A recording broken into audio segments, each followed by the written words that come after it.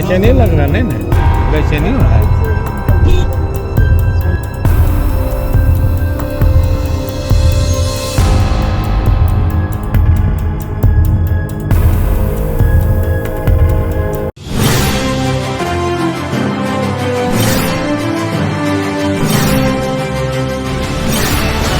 नमस्कार, star TV Bihar देख रहे हैं आप और मैं आपके साथ वंदना। देखिए अभी हम मौजूद हैं मुंगेर में और आपको बता दें कि अभी अभी आईपी गुप्ता की तबीयत बिगड़ गई है। देखिए 125वां दिन है उनके हाको रथम पान आंदोलन का और अभी मुंगेर में महा रैली का आयोजन उन्होंने किया था और इस रैली में ही जब वो भाषण दे रहे थे तो अचानक से उनकी तबीयत बिगड़ती है, वो बेहोश होते हैं और उसके बाद उन्हें अस्पताल ले जाया गया है। तस्वीर आप स्क्रीन पर देख सकते हैं कैसे उन्हें सहारा दिया जा रहा है, अस्पताल ले जाया जा रहा है। आपको बता दें कि 125 दिन से हाको रथम पान आंदोलन की शुरुआत करके आईपी गुप्ता पान समाज को जगाने की कोशिश कर रहे हैं और उसके बाद अब जब उनके साथ भीड़ आने लगी है तो उन्हें ये तो खुशी हो रही है कि लोग जाग रहे हैं, पान समाज के मुंह में आवाज आ रहा है, अपने आरक्षण की मांग वो कर रहे हैं, लेकिन साथ साथ उनकी तबीयत भी अब बिगड़ चुकी है। आपको इसके पहले भी जब हमने उनसे बात किया था तो बताया था, दिखाया था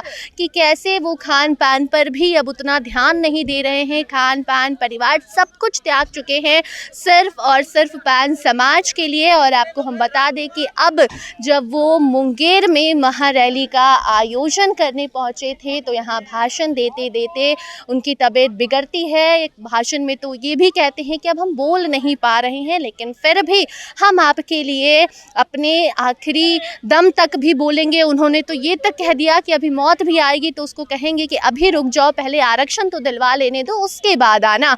और अब देखिए जब लोग उन्हें बैठकर सुन रहे थे तो अचानक से उनकी तबीयत बिगड़ती है और उन्हें अस्पताल ले जाया गया है। वहाँ पर जो डॉक्टर है वो कह रहा है कि सांस लेने में दिक्कत हो रही है, कई सारी परेशानी उन्हें हो रही है और ये सिर्फ और सिर्फ इसलिए हो रहा है क्योंकि 125 दिन से वो पान समाज के लिए आवाज़ उठा रहे हैं। खान पान सब कुछ एक तरह से कहें कि त्याग चुके हैं, थोड़ा बहुत जो भी जहाँ भी मिलता है वो खा लेते हैं और जैसे तैसे अपना ये जीवन यापन कर रहे हैं सिर्फ और सिर्फ पान समाज को आरक्षण वापस दिलाने के लिए। उनकी मांग है कि जो आरक्षण देकर सरकार ने वापस लिया है वो आरक्षण उन्हें वापस दिला दी जाए। बाकी अब उनकी तबीयत खराब है, वो गए अस्पताल में, उनका इलाज चल रहा है, लेकिन बड़ी बात ये है कि हाको रथम पान आंदोलन अभी यही नहीं थमेगा। इसके बाद भी कई शहरों में रैली की जाएगी और जब ये भीड़ पटना पहुंचेगी तब मालूम चलेगा नीतीश सरकार को कि किस समाज को वो दरकिनार कर रहे थे। जो समाज इतनी संख्या में है, आईपी गुप्ता का दावा है